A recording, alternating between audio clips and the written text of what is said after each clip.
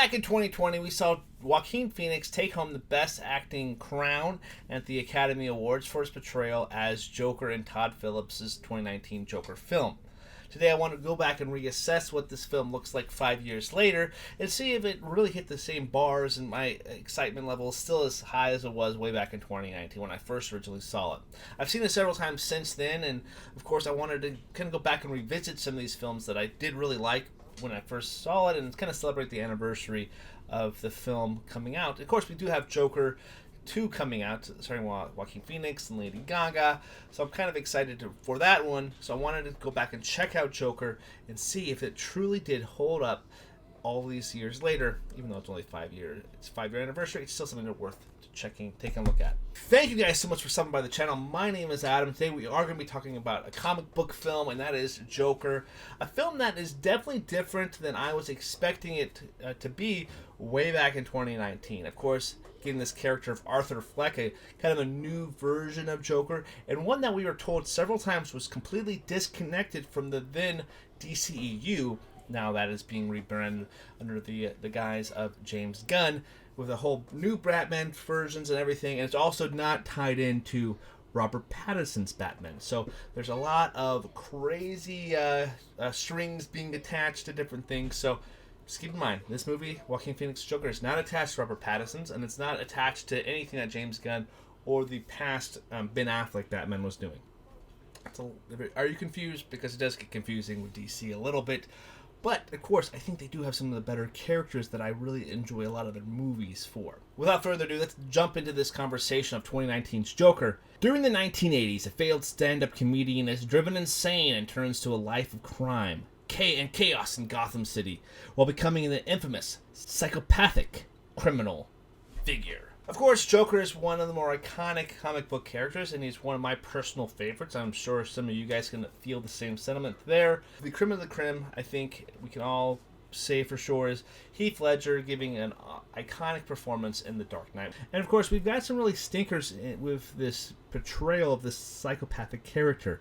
We've got Jared Leto's Joker in Suicide Squad, and even though he kind of maybe redeemed himself in Zack Snyder's Justice League, I'm still not a huge fan of that turn as the character. But Joaquin Phoenix coming into this, stepping into this role as Joker, I thought there was definitely some promise when he first got casted. I know that his name has been stirring in comic book casting rumors forever. I know he was one of the original actors that was rumored to be cast in Doctor Strange, but then Benedict Cumberbatch did get to that role, and rightfully so.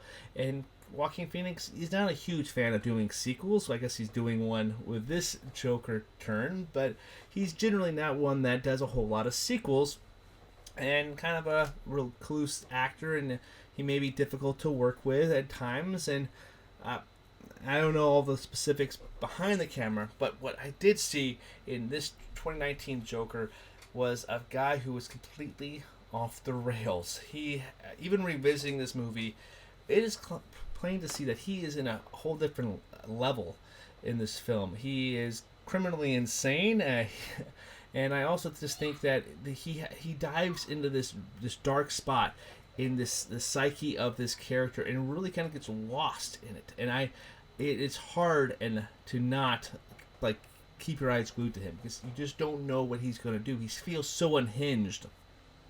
There's times you really feel sorry for the guy.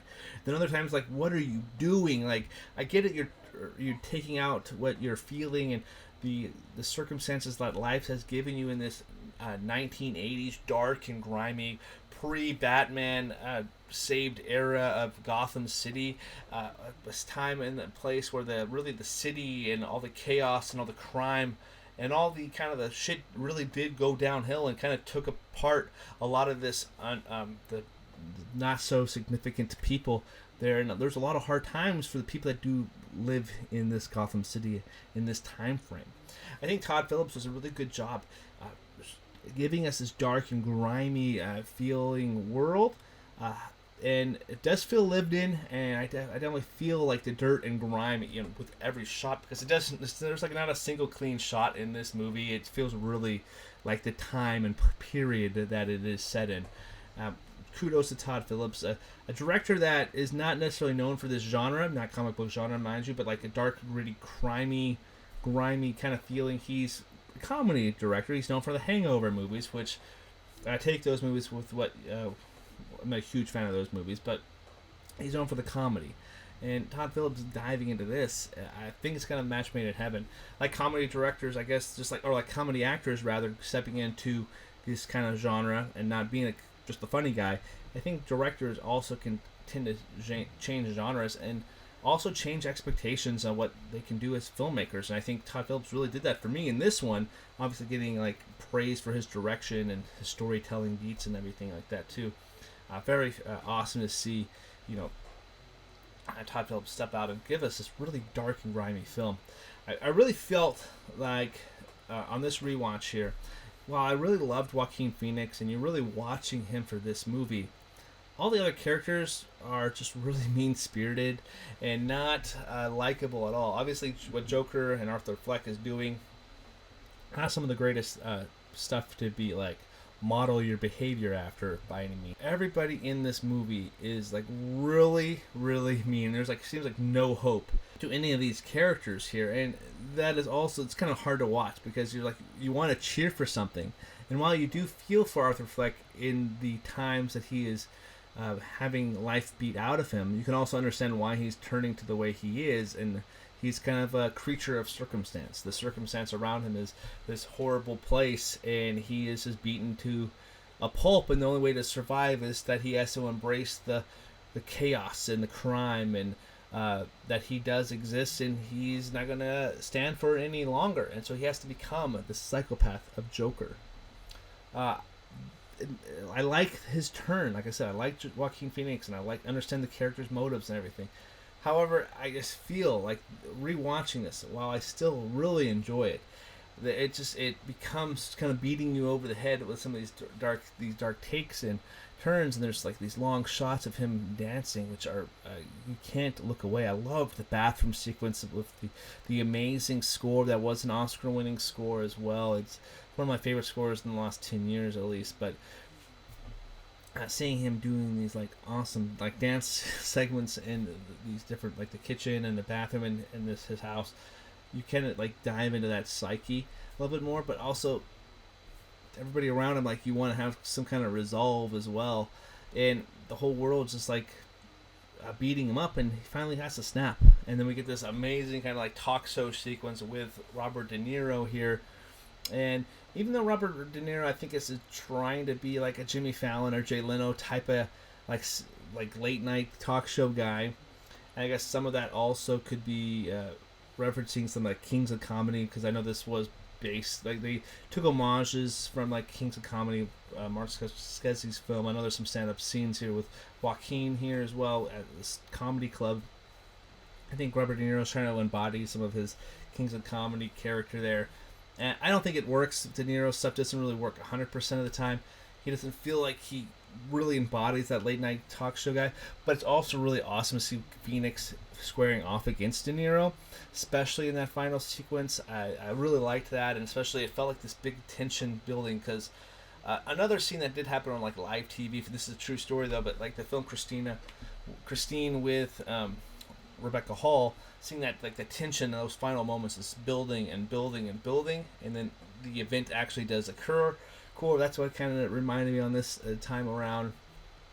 I know there's a lot of homages that Todd Phillips wanted to bring with Joker.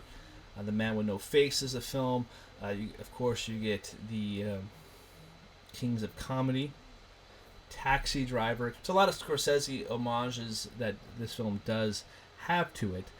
Funny enough that Scorsese for The Irishman was also nominated against Todd Phillips. Neither of them did win. Now, while I really liked Joker, and I think a lot of the elements of the filmmaking are really strong, revisiting and kind of reevaluating some of my thoughts, I'm not necessarily saying that it shouldn't be out of my top 10 movies of 2019. I'm not necessarily saying I'm going to say it's not a 4-star film. I think it's really a kind of an awesome kind of turn from directors, and seeing a performance that we really hadn't seen from Phoenix. Phoenix is a fantastic actor who's been in a lot of things. I feel like he should have already won his Oscar, quite frankly. I think the only things that I really have issues with it, it just feels like a little too long. It's sitting at like 2.5 hours long. I feel like this story could have been told like 15 minutes shorter, maybe.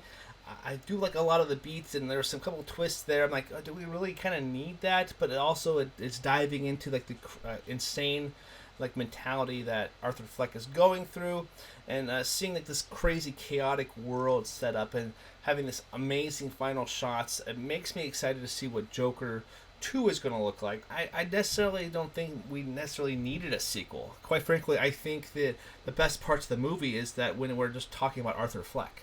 And I think the things that I don't like about this movie, which I did not feel in 2019, but revisiting it, I definitely have strong opinions on the name Joker being as the title. I don't like the name Joker, the title, and I also don't like that they put Bruce Wayne in this thing. I think you take the Batman stuff out. You can put this in Gotham. You don't necessarily need the name Joker there. You can make him a clown, but you have these strong implications where you have Wayne, and so you know that's Bruce Wayne. You see possibly Alfred. You see in Gotham City. You see Thomas Wayne, and you see the Thomas and Martha get killed at the very end as well, which leads to Bruce Wayne becoming Batman. There's a lot of implications, like which version of Bruce Wayne that is, and as like a casual film goer, I think that would confuse you because you have all these different stories going on that are totally unrelated. Like I said, the Robert Pattinson Batman and the DCEU stuff with Ben Affleck, and that stuff's not canon anymore. And this new Batman version stuff, like where does everything tie in, especially when you have overlapping storylines going on? I guess it could feel like a different like graphic novels or the multi-earths or multiverse stuff that they do have, because the DC also has that stuff as well. I don't like. Hopefully, they don't ever dive into that stuff with this film, because the best things about this is that it's so grounded in reality. It feels like it definitely could happen in this dark, like gritty, really crappy town. Like Chicago, I think is like the perfect comparison to what like Gotham is. I'm not saying all the like the crazy violence and all the different stuff like that, but like that's generally what it's compared to. Is like Metropolis is New York and Chicago is really Gotham. That's how I always envision it anyway. And having like really grounded into the reality without having people with superpowers they're just they're just superly crazy in this thing. I did notice like a little like a hint at Super Rats, which could have been the Rat Catcher, which we did see him in the James Gunn's The Suicide Squad, which I don't think hopefully it's not a tie in there either, but it's getting interesting to pick up little things about it. I still really am high on this movie. I do like it. I don't think we necessarily need to have the Joker, the Batman stuff references. We don't really need that. If you take that away, of course that stuff brings people into it because you're attaching it to a property. However, if you take all that stuff away and just have an Arthur Fleck story and make this movie titled like Criminally Insane or Insane Downfall or whatever the title may be, I don't think you're going to get a whole lot of money for that, but at the same time, as you have a performance that is going to be talked about for a long time with Joaquin, he's going to win his Best Actor there, and now he's attached to Joker too, so now you have 3 actors in the last, since 2007, 2008, being in last almost 20 years being Joker. I don't know, it's kind of irritating at times too, but with all the different properties. But Joker, super solid film. I really still like it a lot, and I would say it's still in my top 10.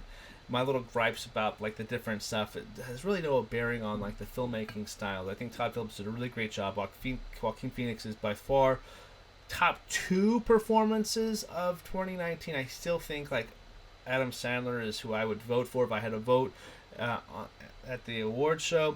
But Joaquin Phoenix is not a bad winner for me. Still would vote for him as well. He would be something I would nominate when we do eventually get to 2019's awards ceremony, Almost Always Movie Awards. He's going to be something I'm going to vote for.